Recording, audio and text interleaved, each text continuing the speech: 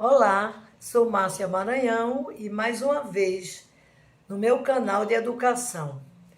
Volto a falar com vocês sobre formação de professores no Brasil. Então, nesse momento, quero conversar com vocês de como praticar com seus estudantes o diálogo, a resolução de conflitos, a empatia, o acolhimento. Então, e o diálogo. Então, vejam, tudo isso reunido se resume no diálogo. Sem diálogo, não há condições de trabalhar professor e aluno. Concordam comigo? Então, eu elegi alguns espaços que vocês e que nós todos temos entre grupos, não é? Na família, na escola, não é? Na sala de aula e nos grupos sociais. Aí eu comecei a pensar nesse momento olímpico e ver com vocês a questão que eu já falei até anteriormente, em casos de atletas, de situações, não é? E que eu falava de empatia.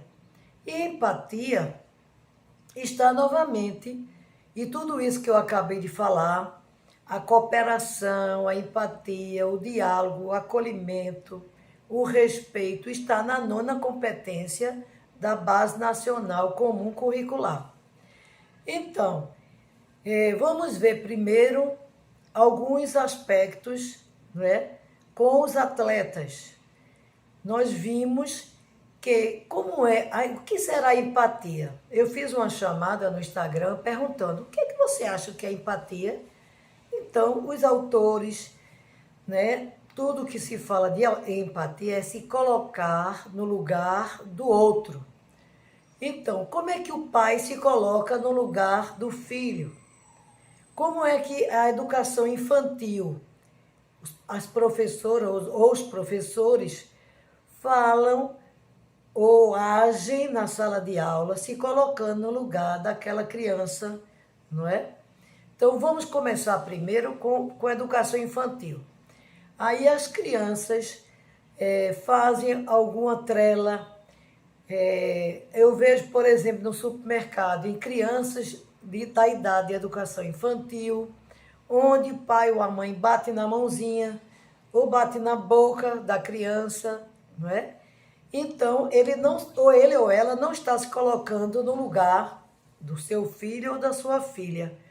Ele está vendo, por exemplo, uma educação austera que ele teve, não é?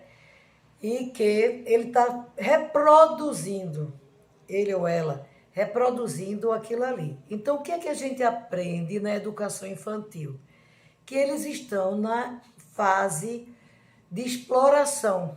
Eles querem explorar tudo. E a boca é a área de prazer, não é? Tudo leva à boca. Aí, quando você bate na boca da criança, reprimindo aquilo, cria certas conexões na cabeça deles. Então, eu estou aproveitando a empatia para dizer isso. Se você bate na mão, então ele ou ela deixa de explorar mais tudo que ele vê, né? O que vê pela frente. Então, é o momento de você se preocupar com o desenvolvimento socioemocional, deixar eles correrem. Por isso que as escolas de educação infantil é obrigatório ter um espaço das crianças correrem, brincarem livremente. É muito importante subir e descer escada, encher e esvaziar. Isso são questões da educação infantil. Na educação infantil que começa os primeiros diálogos. Não é? Por exemplo, Montessori orienta que se faça uma roda, que a gente está chamando, por conta de Paulo Freire, de roda de conversa. Mas a roda de Montessori é para que todos sentem naquela roda desenhada pela professora, não é? Onde eles vão dizer como é o dia, como foi o dia, o final de semana, o que aconteceu na sua família. É a hora de eles verbalizarem, que é outro aspecto importante. Então, se esse professor, essa professora, não trabalhar a empatia, ou seja, o aluno diz alguma coisa, pode sair de qualquer coisa que venha na cabeça deles.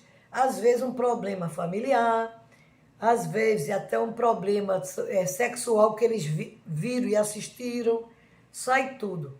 Então, a empatia é se colocar no lugar daquela criança, saber que eles não entendem tudo o que nós entendemos, que eles estão numa fase de quê?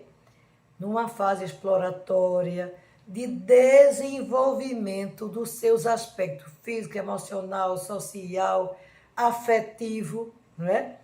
Então é por aí. Então já coloquei a questão da empatia e a questão do diálogo, da importância do falar, do ouvir, não é? Da criança ser ouvida pelos seus pais. Tem uma novela que acabou hoje, inclusive, A Vida da Gente, que mostrava que todas as vezes que a criança procurava a mamãe, ela não tinha tempo para aquela criatura. Imagine que situação você passar anos e anos dentro de uma família onde você não é ouvido pela sua mãe, nas suas necessidades, nas suas carências, nas suas vontades. Ah, mamãe, eu quero brincar disso. Mamãe, você me ensina a minha tarefa? E a mãe sempre dizendo não, não, não. Ali era para mostrar aos pais e aos educadores da importância da atenção, do diálogo e do respeito, não é? Voltando ainda, resolução de conflitos. Qual a escola que não tem briguinhas entre os colegas, não é? O que é que ensina a psicologia a gente?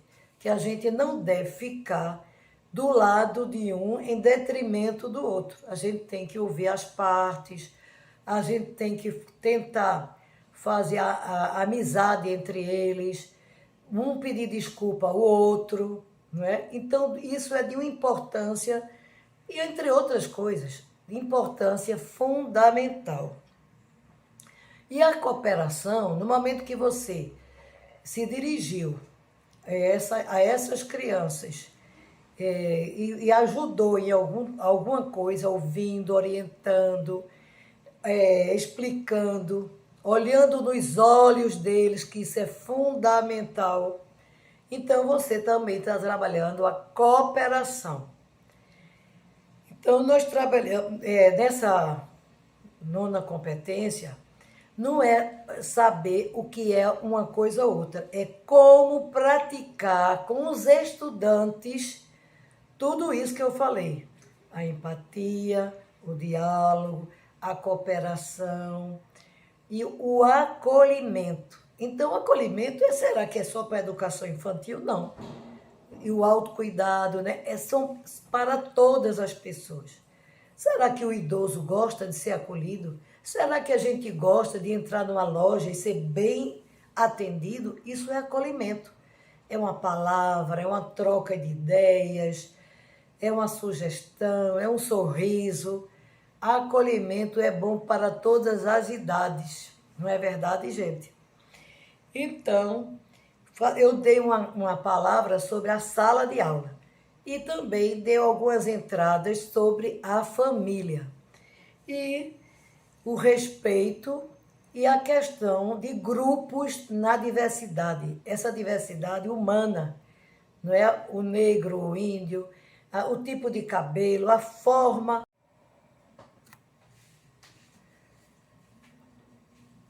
Dando continuidade à nossa fala sobre a formação de professores, no que tange a empatia, o acolhimento, a cooperação, a resolução de conflitos, não é? E o respeito, na questão também de grupos sociais, não é só o estudante isolado, queremos falar agora do ensino fundamental e ensino médio.